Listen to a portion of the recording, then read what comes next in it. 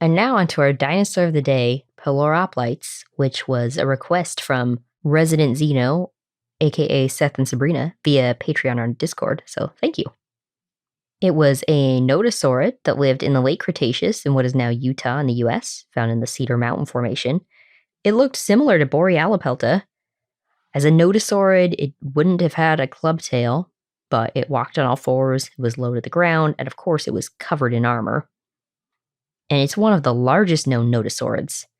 It's similar in size to Sauropelta. Originally, it was estimated to be about 16 to 18 feet or 5 to 5.5 meters long, but in 2016, Gregory Paul estimated that it was even bigger, about 20 feet or 6 meters long and weighing 2 tons. The skull's estimated to be about 22 inches or 56 centimeters long. It's not known how many vertebrae it had, but it was covered in scutes and spikes, and it may have had large spikes on its neck and shoulders.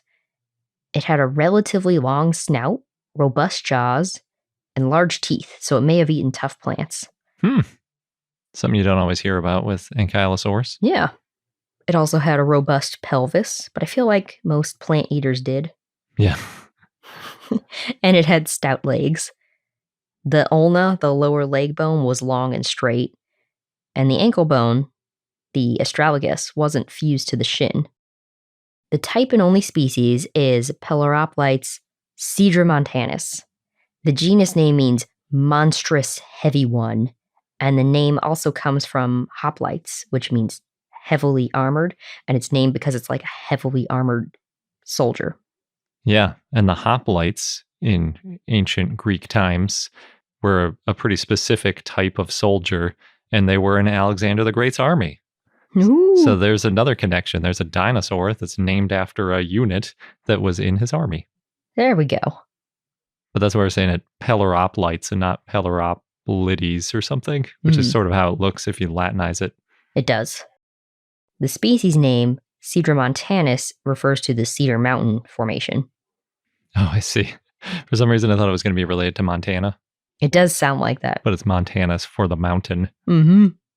It was named from a partial skull and skeleton in 2008 by Kenneth Carpenter and others.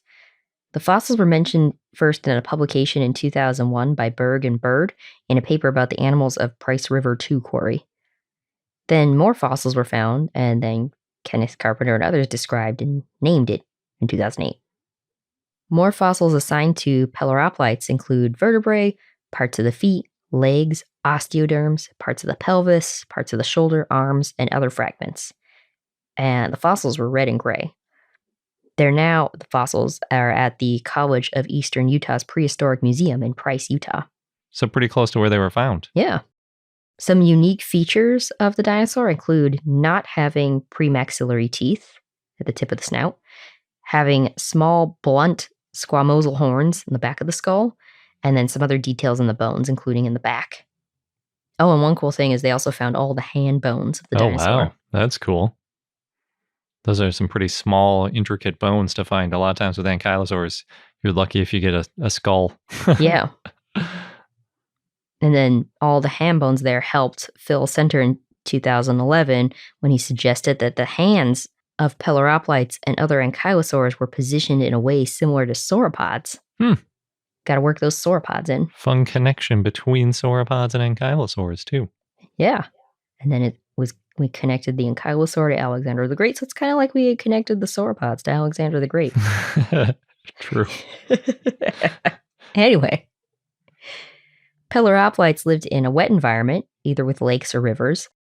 Other dinosaurs that lived around the same time and place included the ankylosaur Cedarpelta, the hadrosauroid Eolambia, the brachiosaurid Abidosaurus, also Deinonychus, the tyrannosaurid Moros, Silurosaurs, and the allosauriid Scutes.